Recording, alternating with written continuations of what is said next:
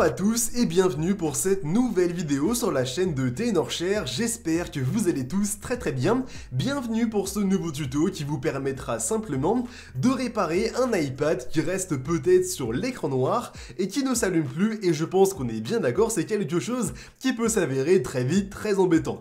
Dans la vidéo, il y aura simplement 3 solutions qui seront présentées et normalement vous n'aurez aucun problème pour réutiliser votre iPad à la fin de la vidéo. Dans un premier temps, sans plus tarder, la première solution consiste simplement à bien recharger votre iPad.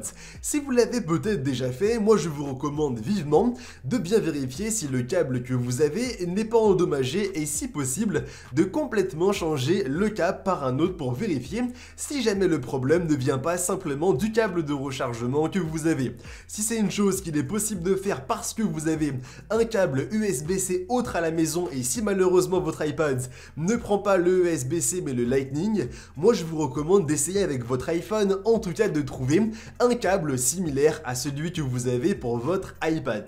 Si malheureusement jusqu'ici ça ne marche pas, on va simplement désormais forcer l'iPad à se redémarrer. Donc comment ça se passe? C'est la deuxième solution. Il vous suffira de faire une petite manipulation qui va consister à appuyer une fois sur le bouton du volume du haut et ensuite une fois sur le bouton du volume du bas, et ensuite vous allez rester appuyé sur le bouton pour allumer et éteindre l'iPad, et lorsque vous l'aurez bien fait, il vous suffira de bien patienter jusqu'à que le logo Apple apparaisse. Si jamais vous constatez qu'au bout à peu près d'une quinzaine de secondes qu'il n'y a toujours pas de logo Apple, c'est que malheureusement votre iPad a sérieusement un problème. Si cela ne vient pas du coup du câble ni le fait que de forcer le redémarrage ne marche pas, c'est qu'il y a évidemment une dernière solution qui est celle d'utiliser Rayboot, qui vous permet simplement de réparer la plupart de vos problèmes sur iPhone et iPad. Donc comment ça se passe? Lorsque vous aurez bien Rayboot qui est compatible à la fois sur Windows et sur Mac, il vous suffira de bien connecter votre iPad à l'aide d'un câble USB à votre PC et ensuite de lancer Rayboot, et lorsque vous serez bien dedans, de cliquer sur la réparation, et dedans vous aurez deux réparations possibles. La réparation standard qui est vraiment présente pour les problèmes mineurs et la réparation avancée qui est présente elle de son côté pour les problèmes beaucoup plus importants. Normalement la réparation standard là-dessus va amplement fonctionner, et pour vous expliquer un petit peu la différence, la réparation standard elle de son côté ne fera perdre aucune de vos données, contrairement à la réparation avancée qui fera perdre vos données. Néanmoins vous pourrez les récupérer grâce à une sauvegarde sur iCloud, iTunes, un PC et ainsi de suite. Moi je vous recommande par rapport à ce problème précisément d'essayer avec la réparation standard, ça peut amplement suffire.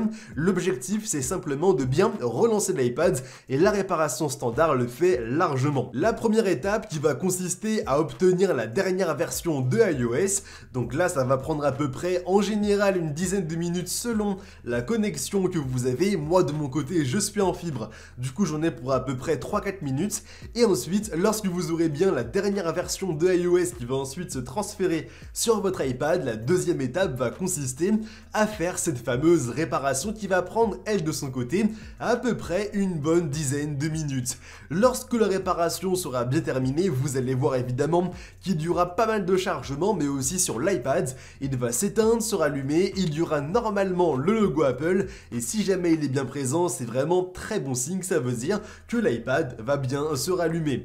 Ensuite, lorsque l'iPad va bien se rallumer suite à la réparation, il sera bien du coup à l'état que vous l'aviez laissé, ce qui est quand même quelque chose d'assez intéressant, et ça je pense qu'on est bien d'accord, c'est une solution plutôt extrêmement pratique par rapport à ce problème de l'écran noir, mais aussi par rapport à de très nombreux autres problèmes. Ne serait-ce que pour vous dire, la réparation standard corrige près de 150 problèmes sur iPhone et iPad, ce qui est quand même quelque chose d'assez intéressant à connaître. Moi maintenant, je vous dis désormais à très bientôt pour de nouvelles vidéos, j'espère que vous l'avez aimé, et si c'est le cas, n'hésitez pas à nous laisser un maximum de pouces bleus. Allez, moi je vous dis à très bientôt, c'était Soussou, allez, bye tout le monde.